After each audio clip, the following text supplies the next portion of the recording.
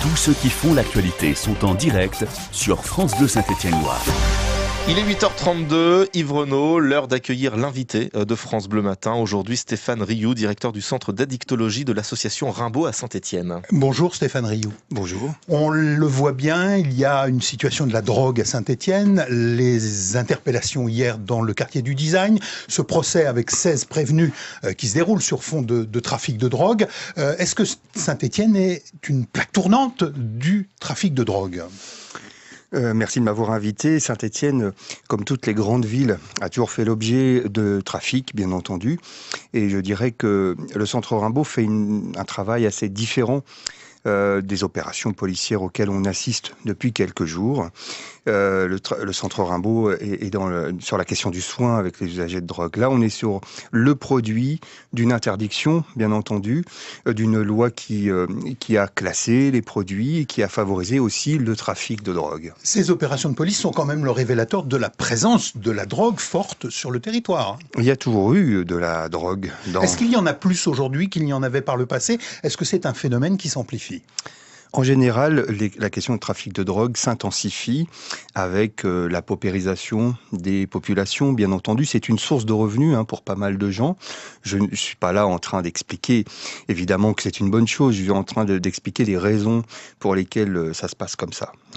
Est-ce que, à votre sentiment, on en a assez fait pour essayer de contrôler ces trafiquants, essayer d'arrêter leur trafic, ou est-ce qu'on a peut-être laissé un peu trop les choses faire pendant des années ? Mon regard est un peu différent. Je crois au contraire que plus on a une situation qui classe les produits en produits autorisés, en produits défendus, bien entendu, on favorise aussi l'extension des trafics et des filières qui organisent tout ça. On a des réseaux qui savent très bien manipuler évidemment les personnes et les amener à la consommation. Évidemment, après, le centre Rimbaud travaille au moment où les personnes ont pris conscience de leurs difficultés, bien entendu, et on souffre.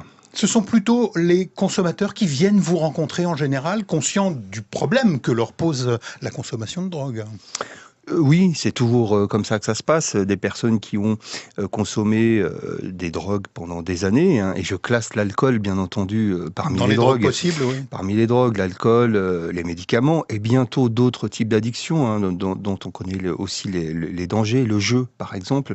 Les personnes viennent effectivement nous voir. Ce sont les mêmes phénomènes, ce sont les mêmes mécanismes qui régissent ce type d'addictologie. Tout à fait, tout à fait. L'addiction est souvent une protection de soi en réalité. C'est-à-dire qu'on ne devient pas addict par hasard. Ces personnes-là sont en souffrance avant de devenir addicts. Et souvent, l'addiction devient une façon de supporter quelque chose et aussi un refuge et bien entendu procure une forme de plaisir. 8h36, notre invité Stéphane Rioux, directeur du centre d'addictologie de l'association Rimbaud à Saint-Étienne. Comment est-ce qu'on peut les aider ? Comment vous les aidez sur le terrain à se débarrasser de cette addiction qui leur abîme la vie, entre guillemets ? Oui. On vit avec une addiction. Je ne suis pas certain qu'on s'en débarrasse un jour. Les fumeurs de tabac le savent très bien. On vit avec cette question-là et on tente d'aménager sa vie pour éviter d'avoir à re-rencontrer par exemple un épisode de consommation. Alors comment on travaille nous ? On travaille avec une multitude de salariés. Nous avons une 50aine de salariés sur la Loire qui travaillent tous dans des métiers qui sont différents et complémentaires. On va trouver des éducateurs, on va trouver des assistantes sociales, psychologues évidemment, infirmiers et médecins. Tout cet environnement-là favorise autant de portes d'entrée dans la question du problème de la personne.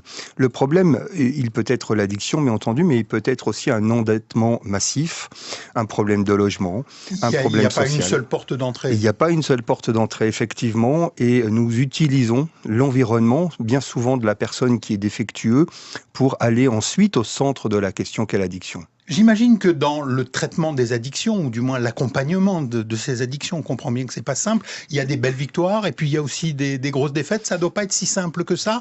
Il y a beaucoup de rechutes, j'imagine. Oui, comme je le disais tout à l'heure, on vit avec une addiction, on aménage l'environnement. Effectivement, ça crée un certain nombre d'épisodes où la personne semble faire un pas en avant et va en faire deux en arrière, évidemment.